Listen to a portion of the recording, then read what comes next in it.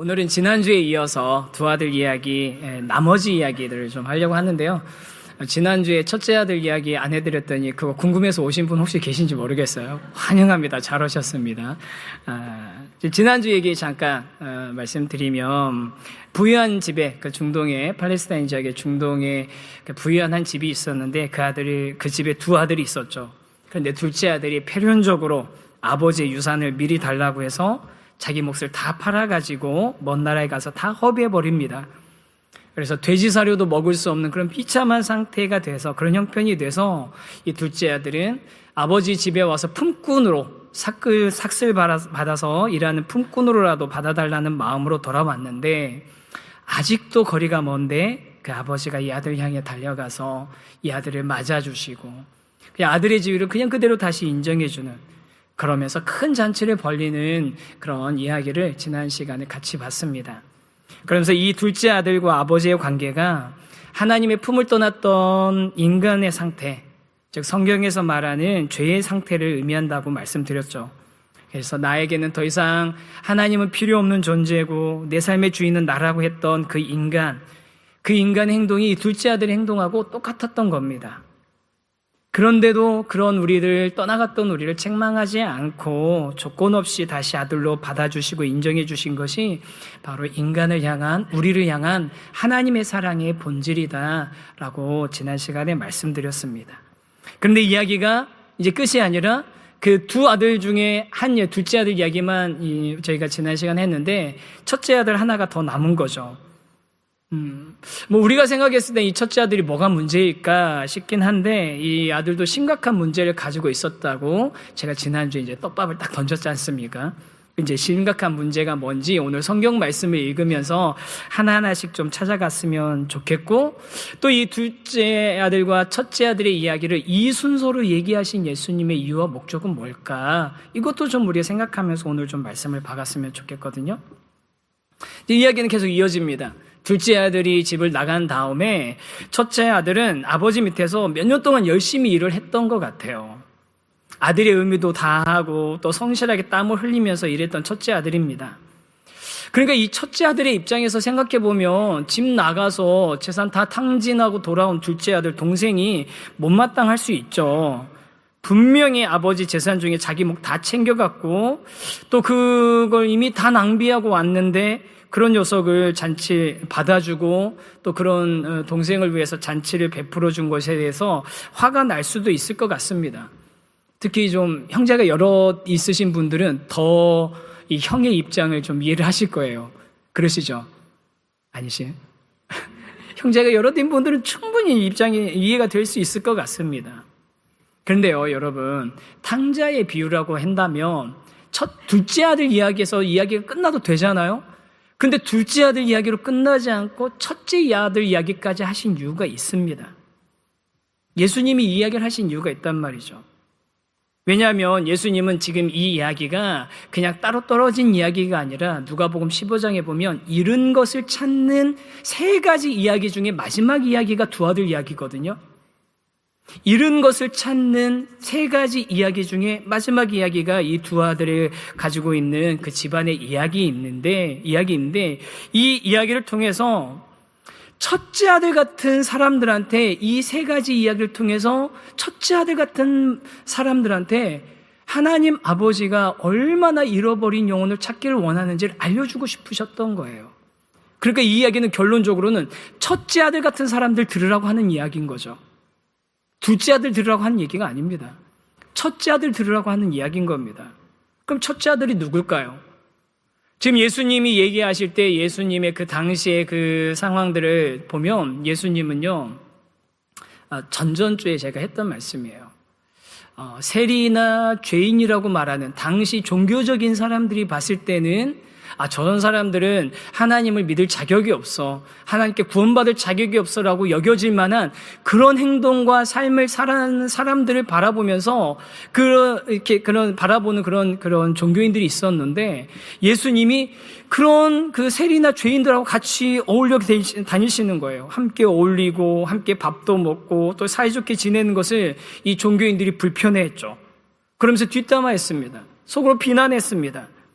그런 마음을 가지고 있었던 종교인들이 바로 예수님이 이 세 가지 이야기를 들었으면 하는 첫째 아들과 같은 사람들이었던 겁니다. 그럼 이제 이야기를 더 본격적으로 들어가 봤으면 하는데요. 이 첫째 아들에게 예수님이 이 이야기들을, 첫째 아들과 같은 종교인들에게 이 이야기를 들려주신 이유가 뭐냐면요. 이 집에 있었던 첫째 아들은 집안에 있는 탕자였기 때문입니다. 한번 첫 번째 주제 한번 같이 한번 읽어볼까요? 시작. 집 안에 있는 탕자 첫째 아들. 우리 탕자 그러면 집 나간 아들만 탕자라고 생각하는데 아니에요. 집 안에 있었던 이 첫째 아들도 사실은 탕자였던 겁니다. 아니 무슨 얘기냐? 다시 한번 보시죠. 첫째 아들이 밭에서 열심히 일하다가 집으로 왔는데 집안에 큰 잔치가 열린 거에 당황했을 거 아닙니까? 나도 모르는데 무슨 일이 일어난 거야. 아버지가 있지만 엄연히 이제는 내가 이 집의 상속자인데 장남인 나도 모르는 일이 무슨 일이 일어난 걸까 생각하면서 이제 종한테 물어봤더니 이러쿵 해가지고 아버지가 동생 이렇게 환영해주고 옷 주고 그 다음에 잔치하면서 송아지 잡으러 가고 주변 사람들 다 불러 모으라고 했습니다 라는 그 얘기를 듣고 이 첫째 아들이 화가 난 거잖아요. 화가 난 겁니다. 동생 때문에 열린 잔치 때문에 화가 났습니다. 그리고 어떻게 하냐면 이 잔치에 들어가지 않습니다. 28절입니다. 같이 한번 읽어보겠습니다. 시작.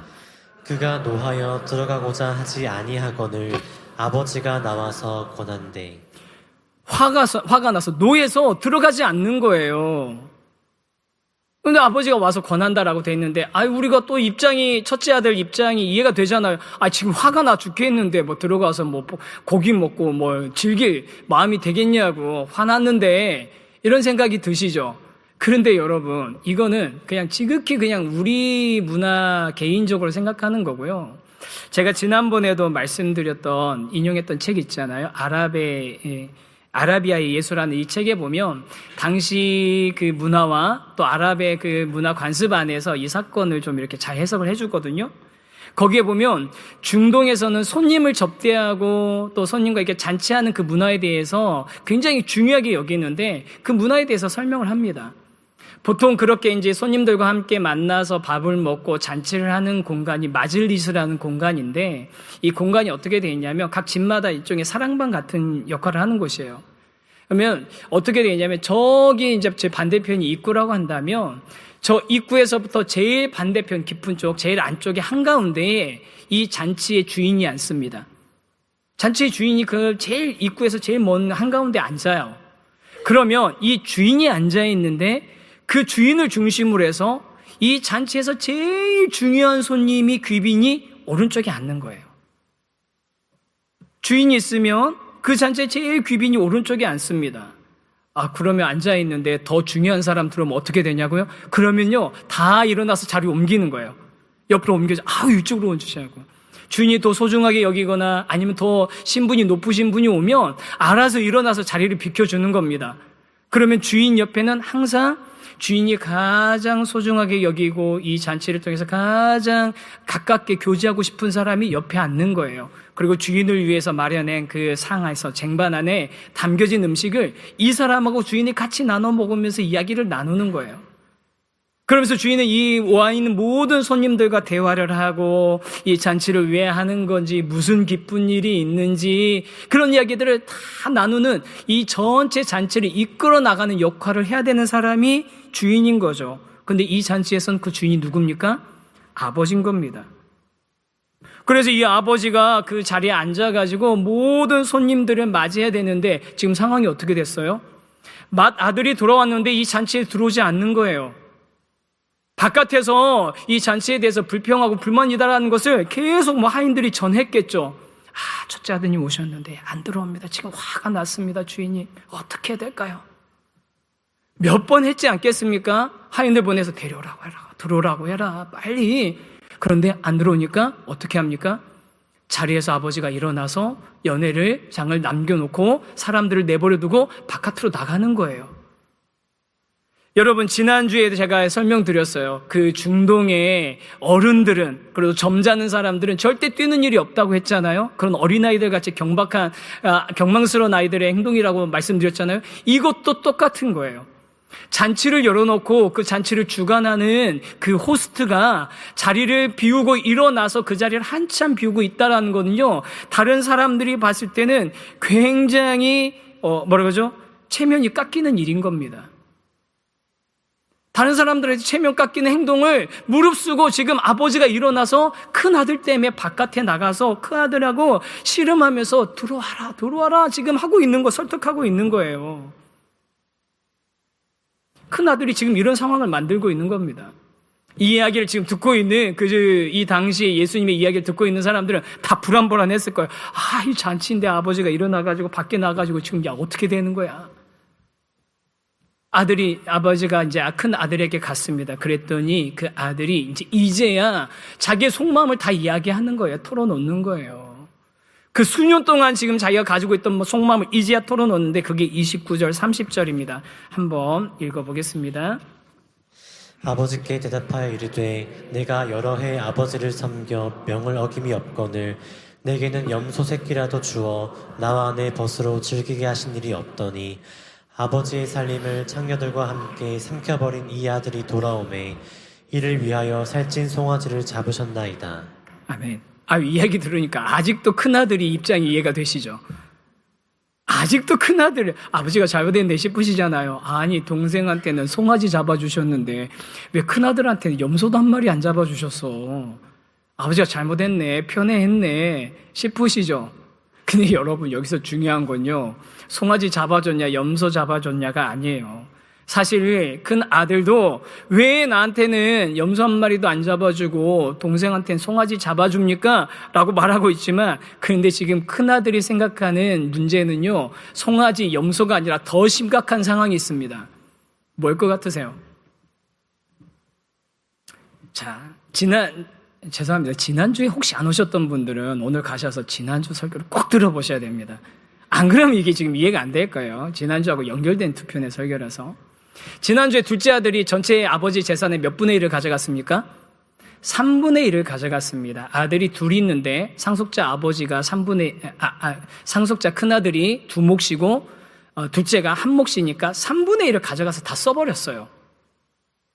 그럼 나머지 이제 지금 현재 남아있는 재산은 아버지가 돌아가시면 누구의 재산이 돼야 되는 거죠? 큰아들의 재산이 돼야 되는 거죠. 둘째 아들은 자기 몫 가지고 갔으니까. 그런데 그 둘째 아들이 돌아왔어요. 빈털터리로. 그리고 이 둘째를 아버지가 아들로 다시 받아들여줬어요. 그럼 최종적으로 아버지가 돌아가셨을 때 재산은 어떻게 나눠야 되죠? 다시 남아져 있는 3분의 2 중에서 3분의 1을 또 줘야 되는 거예요. 첫째 아들은요, 지금요, 송아지를 가지고서 지금 시비를 걸지만 이미 유류분 그 소송 분쟁이 머릿속에서 일어나고 있는 거예요. 진짜라니까요? 야, 이거 내 몫이 어떻게 되는 거야, 이거? 머릿속에서 지금 그 계산이 돌아가고 있는 겁니다. 그래서 송아지 염소 얘기하는 거예요.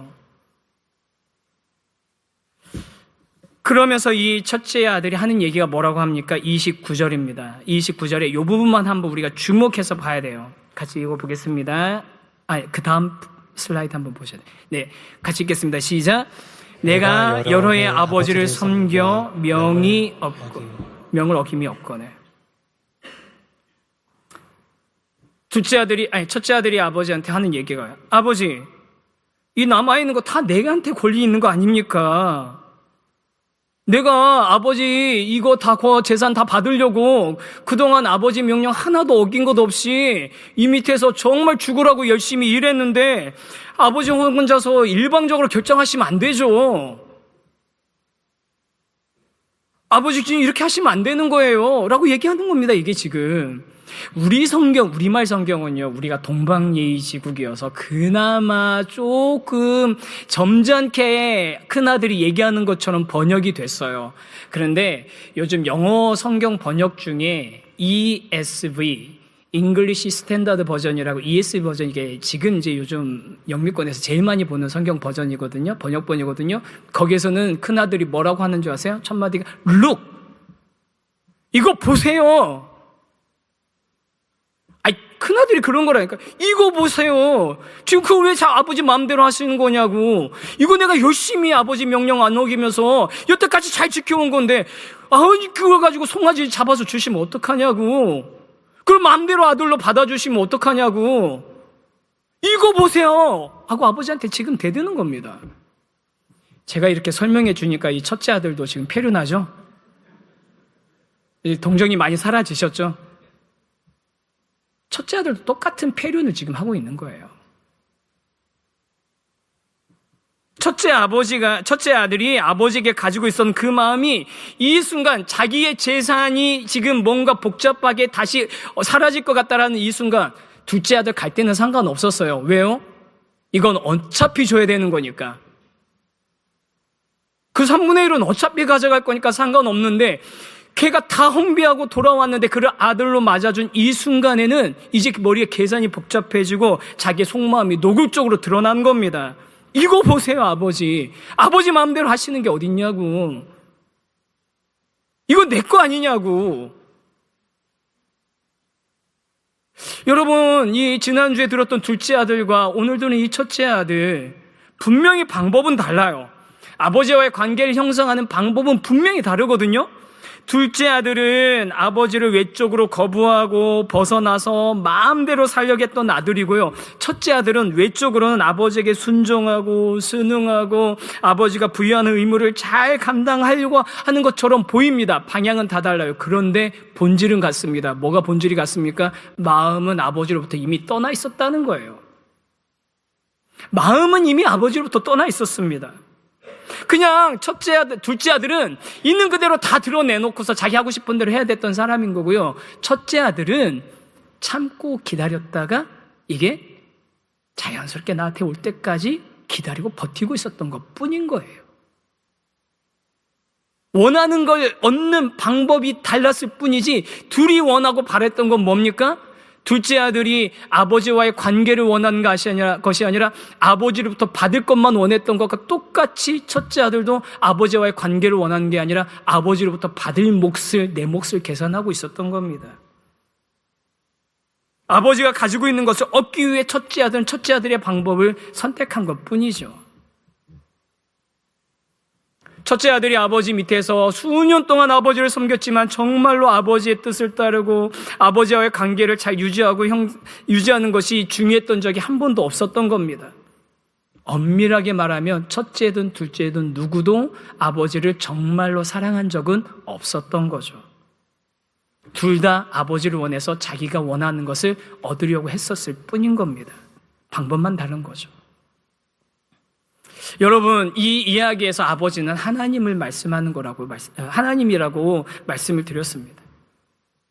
하나님으로부터 멀어지는 건요, 꼭 둘째 아들처럼 하나님으로부터 등지고 멀리 떨어져 가는 것만이 아니에요.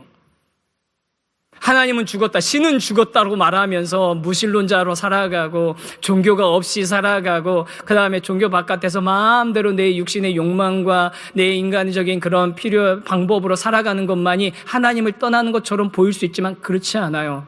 그것도 하나님을 떠나는 방법이고요. 등지고 떠나는 방법이고, 또 하나는요, 종교 안에 있는데, 교회 안에 그대로 있는데 그 안에 있으면서도 마음은 하나님으로부터 떠나는 것. 그 안에 있으면서도 하나님과의 관계가 중요한 게 아니에요. 이 종교 안에 있는 것을 통해서 내가 원하는 걸 얻으려는 그런 마음, 그게 첫째 아들의 모습인 거죠. 다시 한번 말씀드립니다. 성경에서 말하는 죄는 이 세상에서 말하는 윤리적이고 도덕적인 게 아니에요. 하나님과의 관계라고 말씀드렸잖아요. 에덴 동산에서 하나님과 같이 되고자 하는 마음으로 먹은 선악과, 하나님의 자리에 내가 올라서는 것이 그게 그 죄의 본질, 선악과의 본질이라고 말씀드렸는데 그것은 둘째도 첫째도 똑같았다는 거예요. 첫째 아들의 입장에서 보면요, 하나님께서 행사할 수 있는 마땅한 그 권위에 도전하고 있어요. 또 하나님이 나에게 나를 위해서 했어야 되는 의무에 대해서 들먹이면서 오히려 하나님을 비난하고, 또 그리고 첫째 아들 어떻게 하고 있습니까? 지금 하나님의 처신이 옳지 않습니다 라고 하나님을 가르치려고 하고 있는 거예요. 아버지, 당신이 지금 처신이 옳지 않습니다 라고 하나님을 가르치려고 하고 있다니까요. 관계에서 내가 주인이에요. 내가 원하는 대로 해줘야지. 그렇게 하는 게 어딨냐라고 얘기하는 거죠. 하나님 아버지가 지금 기뻐하시는 건 안중에도 없습니다. 내가 지금 받아야 될 것이 사라지려고 하고 그것이 위협당하고 있다는 거에만 거기에만 온통 관심이 가 있는 거죠. 이 비유는 사실은 예수님이 참 독특하게 결론을 끝맺으세요. 어떻게 하냐면 열린 결론이에요. 마지막에 첫째 아들이 최종적으로 어떻게 됐는지는 몰라요. 그런데 이 현재까지의 상황만 보면요, 보세요. 두 가지 방법으로 하나님을 떠날 수 있다고 그랬잖아요. 하나님을 거절하고 부인하면서 하나님을 떠날 수 있고, 하지만 종교에 믿고 하나님 인정하는 것처럼 그 밑에 있지만 마음속으로는 하나님을 인정하면서 하나님으로부터 떠나 있는 이 두 가지 방법으로 하나님을 떠날 수 있다고 말씀드렸는데, 여러분, 둘째 아들은 그나마 내가 떠났다 돌아온 거라도 알아요. 둘째 아들은 내가 떠났다 돌아온 거라도 안단 말이에요. 그러다 보니까 이 둘째 아들은 지금 이 잔치에 지금 어떻게 하고 있습니까? 은혜에 감사하면서 감격하면서 받아준 것을 기뻐하면서 잔치를 지금 참여하고 있죠. 근데 첫째 아들은요, 늘 그 집안에 있었지만, 늘 아버지와 함께 있었지만, 지금 아버지가 가장 기뻐하고 이 집안에 가장 큰 즐거움이 있는 그 순간에 잔치에 들어가 있습니까? 나와 있습니까? 잔치 바깥에 나와 있는 거죠.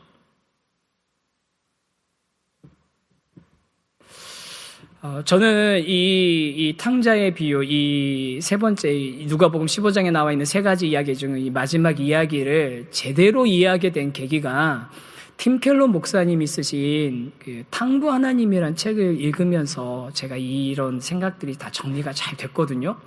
저는 이 자리에 계신 분들이 꼭 그 책 한번 읽어보시면 좋겠어요. 꼭 읽어보십시오. 신앙생활 처음 하시는 분도 아니면 이미 오랫동안 하셨던 분도 꼭 읽어보시고, 이미 읽어보셨던 분도 다시 한번 읽어보시면 좋겠어요. 그 이야기에 보면 이 첫째 형을 누구한테 비유하냐면 그 희곡으로 쓰여졌고 그 다음에 영화로도 만들어진 아마데우스라는 영화 혹시 아세요? 아마데우스.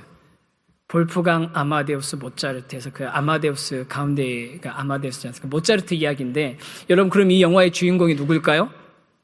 모차르트가 아니라 동시대에 같이 음악가였던 살리에리라는 그런 음악가입니다. 실제로 좀 제가 찾아보니까 이런 그 이야기가 조금 이제 왜곡된 면이 많이 있대요. 살리에리 편에서는 억울한 면이 있는데 그 영화만 가지고 제가 말씀을 드리는 거예요. 설명하는 겁니다. 영화만 가지고. 이 살리엘이라는 사람이 훌륭한 음악가였어요. 왕실에서 뭐 일도 하고 하는데, 이 살리엘이가 영화가 시작이 어떻게 되냐면 어떤 신부가 정신병원에 가서 이 살리엘이를 만나는 장면에서 시작이 돼요. 그러면서 이 살리에리가 자신의 옛날에 있었던 이야기들을 쭉 회상하면서 모차르트와 관련된 그 일화들을 쭉 회상하는 게 그 영화의 내용입니다. 근데 그때 회상할 때 자기가 옛날에 하나님께 드렸던 기도를 먼저 떠올리면서 이렇게 얘기해요.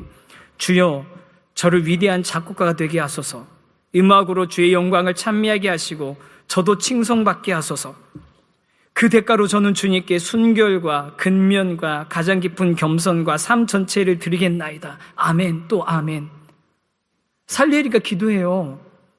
저에게 음악적인 재능을 주셔서 위대한 작곡가가 되면 그걸로 내가 하나님도 찬미하고 또 저도 칭송받는 그런 위대한 음악가가 되고 싶습니다. 그걸 위해서 저는 순결과 근면과 겸손과 삶 전체를 드리겠습니다 라고 기도하는데, 그런데 그 기도가 끝나니까 정말로 살리에리의 그 길들이 영화에서 막 풀려나갑니다. 어떤 사람이 막 죽으면서 막 자리가 생겨서 그 자리에 가게 되고 이런 일들이 일어나는 거예요. 그러니 하나님도 내 기도를 들어서 나한테 이렇게 내 조건에 이렇게 응답하신 것 같으니까 자기도 그렇게 하는 거예요. 무상으로 사람들도 가르치고 빈민들도 돕고 열심히 봉사도 하고 방탕한 생활도 하지 않습니다. 이렇게 하면 하나님이 계속 내가 제시한 그 조건을 지켜줄 것처럼 생각했던 거죠. 그런데 문제는 모차르트가 나타나는 거예요. 신동 천재 모차르트가 나타난 거예요. 이 모차르트는 모든 게 자기와 다르죠. 자유분방합니다. 많은 걸 마음대로 누리고 있어요. 서슴지 않고 행동합니다. 약혼하고 있는데도 다른 여인들랑 막 연애도 하고 그럽니다. 그런 건 모든 것들 막 자유롭게 누리는 그런 사람인데, 그런데 모차르트한테 하나님이 엄청난 재능을 주시는 거예요. 엄청난 재능. 제목이 아마데우스잖아요. 볼프강 아마데우스 모차르트인데 모차르트가 아니라 아마데우스라는 게 뭐냐면 아마빌레 사랑스러운, 데우스 하나님한테 사랑받는 사람이란 뜻이에요. 아마데우스. 나는 이렇게 열심히 했는데 진짜 사랑받는 사람은 모차르트였다는 거죠. 그러니까 이 살리에리가 혼란을 겪습니다. 도무지 이해가 안 되는 거예요. 나는 하나님께 재능을 받을 만한 자격을 갖추려고 본능적인 욕망까지 다 억누르면서 열심히 살았는데, 그런데 모차르트는, 저 방탕한 모차르트는, 저 자유분방하고 마음대로 사는 망나니 같은 모차르트는 아무것도 한 게 하나님한테 한 게 없는 것 같은데 하나님이 재능을 주셨단 말이에요. 징계받아야 될 것 같은데 재능을 주셨어요. 그러니까 살리에리가 결국 영화에서 어떻게 되는지 아십니까? 하나님을 향해서 이렇게 얘기합니다. 이제부터 당신과 나는 서로 적입니다. 살리에리가 하나님을 향해 이렇게 얘기한다니까요. 이제부터 당신과 나는 서로 적입니다. 여러분, 이 두 아들의 이야기에서 첫째 아들과 놀랍게 비슷하지 않습니까? 첫째 아들과 놀랍게 비슷한 모습인 거죠. 살리에리가 그렇게 열심히 한 이유는, 봉사했던 섬긴 이유는 뭡니까? 결국 내가 누리길 원했던 것을 얻기 위한 수단과 과정이었을 뿐인 겁니다. 하나님과의 관계 자체가 중요하고 목적이었던 적이 한 번도 없었던 거죠. 그리고 그것이 위협을 받으면 어떻게 하는 겁니까? 당신과 나는 이제 서로 적입니다 라고 얘기하는 거죠. 큰아들, Look! 이거 보시라고요. 당신, 아마 아버지라고도 안 했을 수도 있어요. 이거 보시라고요.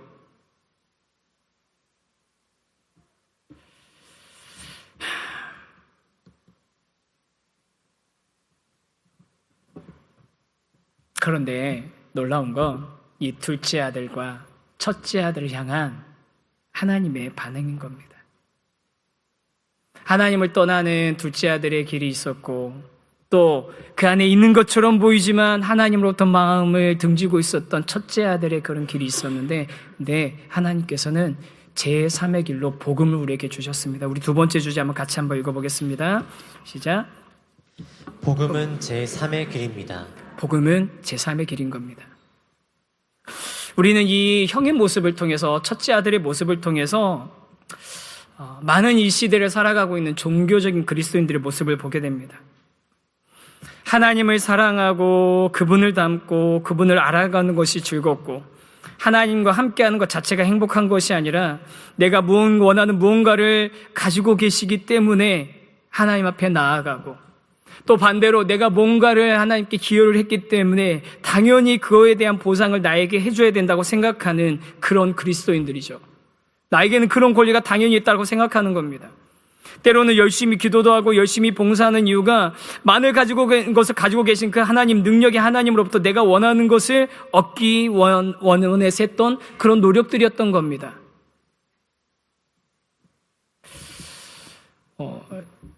열심히 봉사하는 게 나쁜 건 절대 아니죠. 진짜로 열심히 봉사하시는 우리 귀한 성도님들 너무너무 사랑하고 축복합니다. 그 귀한 섬김과 봉사로 우리 교회 공동체가 이렇게 건강하게 잘 서어갈 수 있는 거 맞습니다. 그런데요, 여러분, 열심히 봉사하다 보면 그게 길어지다 보면 어떤 마음이 듭니까? 제가 예전에도 한두 번 말씀드린 적이 있는데, 제가 고향교회가 워낙 작은 교회다 보니까 제가 토요일 주일 그냥 교회에서 살다시피 했어요. 토요일날 오후에 청년부 제자훈련 성경 공부 있으면 가서 성경 공부 2-3시간 하고 나면, 끝나고 나면 꼭 청년들이 주일 전에 화장실 청소를 했어요. 화장실 청소하고 이제 돌아오면 주일 아침이 되면 주일학교 시작하기 전에 몇 명 아이들 가는 길에 아이들 데려가지고 깨워가지고 기다려서 전화해가지고 애들 끌고 가가지고서 주일학교 갑니다. 가서 교사하고 끝나면 애들 또 집에 간식 나눠주고 집에 보내고, 그리고 나면 바로 해야 되는 게 성가대 해야 되죠. 성가대 해가지고서 막 성가대 연습하고 성가대하고 예배 다 드리고 나면 이제 권사님들이 만들어주시는 밥 먹고 나면 이제 또 젊은 청년들은 설거지 해야 돼요. 설거지하고. 설거지 끝나자마자 바로 내려가가지고서 이제 2부 예배, 찬양 예배인데, 제가 찬양인도 했지 않습니까? 기타 들고서. 찬양인도 이렇게 이제 하는데, 찬양인도 하려면 가서 연습하고 준비하고 해서 찬양 예배 다 드리고 나면, 예배 끝나고 나면 이제 다들 가시고 나면 선 정리하고 뭐 정리하고 의자 삐뚤어진 거 다시 맞춰놓고 떨어진 거 주워 놓고, 그리고 불 끄고 돌아가야 됐던 게 저였습니다. 청년 시간에 그렇게 열심히 했어요. 기쁘기도 했거든요. 너무 기쁘고 감사했죠. 그런데 여러분, 제 마음 가운데 뭐가 있냐면, 하나님, 내가 이렇게 열심히 했는데 하나님도 저한테 잘해 주시겠지? 하나님도 나한테 잘해 주시겠다는 마음이 있더라고요, 제가. 그런데 그게 정말 우습지만 산산이 그냥 깨진 적이 있어요. 그게 뭐냐면, 제가 군대를 가게 됐는데, 여러분, 남자에게 군대는 참 중요한 일입니다. 여자 성도님들 이해해 주십시오. 군대를 갔는데, 하나님, 제가 이렇게 열심히 했는데, 하나님, 제가 원하는 쪽으로 좀, 제가 잘 이렇게 좀 할 수 있는데, 해달라고 기도했는데요. 웬걸요? 제일 먼 데로, 제일 힘든 보직 받아서 계속 멀리 보내시는 거예요. 그래서 제가 속으로, 하나님 왜 저한테 이러시는 거냐고. 하나님 저한테 어떻게 이러실 수 있냐고. 그런 보상 심리가 열심히 일하면서 제 안에 그냥 차곡차곡 나도 모르게 쌓이고 있더라고요. 여러분, 그런데 그렇게 이런 보상 심리가 갖는 건 그나마 개인적이에요. 괜찮아요.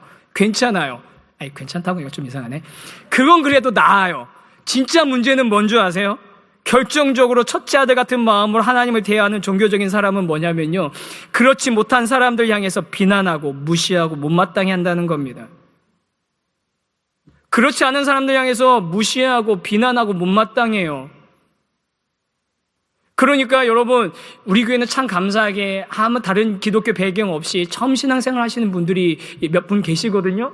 그런 분들이 교회에 들어왔는데 처음에 좋은 줄 알고 막 이렇게 교제했는데 좀 지나다 보면 상처받는 거죠. 왜냐하면 그렇게 오랫동안 큰 아들처럼 그 안에 있었던 사람들이 볼 때는 아직 부족한 면이 있잖아요. 이해 안 되는 면도 있죠. 아니, 지금 알아가는 과정 중에서 혼란스러운 것도 있는데 그런 것들 가지고 지적하고 무시하고 못마땅해 하니까 그게 여러분 꼭 말한다고 느껴집니까? 여러분, 사람이 꼭 말한다고 그게 느껴지지 아니잖아요. 표정, 이런 눈빛, 분위기 이런 걸로 다 느껴지거든요. 첫째 아들들. 첫째 아들들, 제가 이렇게 얘기하지만 사실은 제가 그런 사람이에요. 제가요, 제 불편한 게 감춰지지 않는 사람이었던 거예요. 하수죠, 하수. 인간관계에서는. 하수 아닙니까? 자기 감정 다 드러난 사람은 하수죠. 표정이며, 이런 눈빛이며, 이런 제 모든 것들이 그 분위기가 다 풍기는 거야. 불편해. 나 빨리 벗어나고 싶어. 나 좀 내버려둬. 이게 그냥 막 온몸으로 풍기는 사람이었는데, 요즘 조금 나아졌습니다. 걱정하지 마십시오. 그런 것들이 전달되니까 이제 처음 신앙생활 하면서 둘째 아들 같이 이제 막 돌아온 사람이 어떻게 합니까? 처음엔 좋은 줄 알았다가 상처받는 거예요. 상처받았다. 그 상처 때문에 내가 다시는 교회 가나 봐라. 그러면서 교회 떠나는 일이 생기는 겁니다. 첫째 아들, 여러분, 제가 이렇게 얘기하면, 목사님, 너 관계에 대해서 너무 과장하시는 거 아니냐. 사실 뭐 관계라는 게 멀리 있으면 뭐 이제 별로 상관없다가 가까워지면 당연히 불편해지는 거 아니냐. 저도 인정합니다. 어제 이제 순자님들하고 야외 모임 갔더니 이제 막 자연이 너무 예쁘잖아요. 나무도 예쁘고 막 좋아서 야 예쁘다 막 이렇게 하고 있는데 어느 한 지점에 딱 서가지고 이렇게 좀 이야기를 나누고 뭐 할 일이 있었어요. 그래서 딱 섰는데 순장님 한 분이 그러시더라고요. 이 나뭇잎 좀 봐라. 다 벌레 먹었네 하시는 거예요. 여러분, 저기 떨어져 있을 때 너무 예뻤는데, 멀리서 올 때 너무 예뻤는데 가까이 와서 딱 보니까 진짜로 나무들이 온통 구멍이 뻥뻥뻥뻥 뚫려고 벌레들이 잔뜩 먹은 거예요. 멀리서 보이지 않던 게 가까우니까 보이더라고요. 인간관계는 당연히 그런 일들이 있을 수 있죠. 우리 다 둘째 아들이었으니까 미숙하고 인격적으로 다듬어지지 않은 면이 있죠. 왜 없겠습니까? 완벽한 사람이 어디 있습니까? 교회 안에 당연히 그런 분들이 있습니다. 그런데 제가 말씀드린 건 뭐냐면요, 진짜로 큰 상처가 뭐냐면 오랫동안 신앙생활하고 오랫동안 아버지 집에 살고 있었던 큰 아들 같은 사람들이 이제 막 신앙생활하는 사람들을 향해서 첫째 아들처럼 정죄하고 못마땅해 하고 손가락질할 때 그거는요 사실 쉽게 지워지지 않는 큰 상처가 된다는 거예요. 교회도 똑같네. 그래서 그런 데잖아요. 예수는 좋은 것 같은데 교회는 싫고 목사는 더 싫다고. 대표적인 사람이 저 아닙니까? 가끔 생각해봐요. 왜 나아가나 다른 목회자들은 목사를 하나님이 시키셨을까? 여러분, 긍휼히 여겨주십시오. 목사라도 안 하면 그만 끝나도 못할까 봐 시키시는 거예요. 목사라도 안 하면 그것도 못할까 봐 시키시는 거예요. 불쌍히 여겨주십시오. 여러분, 교회 안에서 이미 오랫동안 신앙생활 하신 우리 귀한 성도 여러분, 기독교 교회라는 울타리 안에 오래 있었다고 잘하고 있는 건 아닙니다. 그런 착각에서 여러분 빨리 나오셔야 돼요. 그러라고 첫째 아들한테 들려주신 비유라니까요. 울타리 안에 있는 것보다 더 중요한 것은 정말로 하나님을 사랑하는 겁니다. 정말로 하나님을 사랑하는 거예요. 여러분, 진짜 안타까운 게 뭡니까? 많은 그리스도인들이 시작할 때는 둘째 아들로 시작했는데요. 많은 그리스도인들이 시작할 때는 둘째 아들로 시작했는데 어느덧 시간이 지나면서 자기도 모르게 첫째 아들처럼 돼 있다는 거예요. 나도 모르게 첫째 아들이 돼 있는 거죠. 그런데 여러분, 이야기가 여기서 끝나면은 참 비관적인데 놀라운 하나님 아버지 이야기가 있습니다. 그게 31절, 32절이거든요. 한번 읽어보겠습니다. 시작. 아버지가 이르되 너는 항상 나와 같이 함께 있으니 내 것이 다 내 것이로되 이 내 동생은 죽었다가 살아났으며 내가 잃었다가 얻었기로 우리가 즐거워하고 기뻐하는 것이 마땅하다 하니라. 자, 둘째 아들은 노골적으로 아버지한테 반감을 가지고 재산 가지고 갔고, 첫째 아들은 그동안 드러낼 필요가 없었던 자기의 속마음을 이런 상황이 되니까 있는 그대로 다 드러냈어요. 노골적으로 다 본색을 드러냈습니다. 많은 사람들, 손님들 앞에서 자신은 모욕을 주었어요. 그리고 이 모든 것들 자기 마음대로 좌지우지해야 되는데 아버지가 뭔데 내 인생에 개입하냐고, 아버지가 뭔데 아버지 마음대로 하냐고 하는 이 첫째 아들을 향해서 아버지는 어떻게 합니까? 잔치 자리에서 잠깐 손님들을 놔두고 나와가지고 아들의 이야기를 들어줍니다. 아들에게 설명합니다. 그리고 둘째 아들이 돌아온 것을 향해 말하면서 우리가 기뻐하는 게 마땅하다라고 이야기합니다. 야, 우리가 기뻐하는 게 맞는 거야 라고 첫째 아들한테 이 의미를 설명을 해줍니다. 그 얘기는 무슨 얘기입니까? 두 아들 다 아버지를 떠나려고 했지만 아버지는 두 아들 다 사랑하셨다는 거예요. 두 아들 다 각자 자기의 방법대로 아버지를 떠나려고 했지만 아버지는 두 아들 다 사랑하셨다는 겁니다. 이게 복음이고 이게 제3의 길인 겁니다. 종교적인 열심으로 아버지한테 인정받으려는 필요도 없습니다. 아버지를 부인하면서 하나님을 부인하면서 멀리 떠나서 내 삶의 의미를 스스로 찾으려고 했었어도 괜찮습니다. 하나님은 이런 길로 갔던 저런 길로 갔던 정말 생명의 길 되는 제3의 길 되는 복음으로, 하나님의 사랑으로 저와 여러분을 초청하고 있는 것입니다. 종교적으로나 윤리적으로나 멀리 떨어져 있는 둘째 아들 같은 사람도 하나님은 사랑하시고요. 종교적으로나 윤리적으로는 가까이 있지만 늘 아버지 집에 있지만 마음은 떠나 있는 첫째 아들 같은 사람도 한결같이 사랑하시고 함께 하시며 들어와서 이 잔치를 같이 누리자고 초청하시는 분이 바로 하나님이십니다. 그게 제3의 길, 복음인 겁니다. 이 자리에 계신 혹시 둘째 아들이셨던 분들, 지난주에 이어서 다시 한번 말씀드립니다. 환영합니다. 잘 오셨습니다. 너무 복잡하게 생각하지 마세요. 계산하지 마세요. 뭐라고 해야 될까? 내가 앞으로 뭘 어떻게, 그런 거 생각하지 않으셔도 돼요. 하나님은 여러분, 우리를 있는 그대로 받아주시는 분이십니다. 거리가 아직 먼저 달려오셔서 다 우리를 안아주시는 분이 하나님이세요. 그런데 여러분, 우리 중에 대부분은 어쩌면 첫째 아들이지 않아요? 여러분, 둘째 아들처럼 시작했을 때는 정말 감사하고 감격하고 기쁘고 즐거웠는데 여러분 신앙생활 어느새 기쁨 잃어버리지 않았습니까? 여러분 신앙생활 어느새 의무가 되어 있지 않습니까? 여러분 우리의 믿음 생활이 어느덧 그냥 종교 활동이지 않습니까? 정말 하나님 아버지 안에서 누리는 그 기쁨을 누리고 계십니까? 그러지 않다면 우리 첫째 아들을 향해서 우리 아버지 하나님이 말씀하시는 거예요. 들어와서 나랑 같이 다시 기쁨을 회복하자. 들어와서 나랑 같이 이 기쁨을 다시 회복하자. 그게 복음입니다. 우리가 한 게 아닙니다. 여러분, 첫째 아들인 둘째 아들이는 그 첫째 아들, 둘째 아들이 하나님 앞에 회복될 수 있도록 하나님이 우리를 사랑하셨는데 그 사랑을 어떻게 확실하게 보여주셨습니까? 예수 그리스도를 통해서 보여주신 겁니다. 예수 그리스도가 증거예요. 하나님으로서는 우리 인간은 상상할 수도 없는 대가를 지불하신 겁니다. 값을 치르신 거예요. 이 자리에 계신 저와 여러분이 그 하나님의 사랑을 알고 예수 그리스도를 통해서 이루신 그 놀라운 사랑을 깨닫고 그 사랑 안에서 정말 다시 기쁨을 회복하게 되는, 그 잔치의 기쁨을 회복하게 되는 그런 놀라운 은혜를 누리시기를 주님의 이름으로 간절히 축원합니다.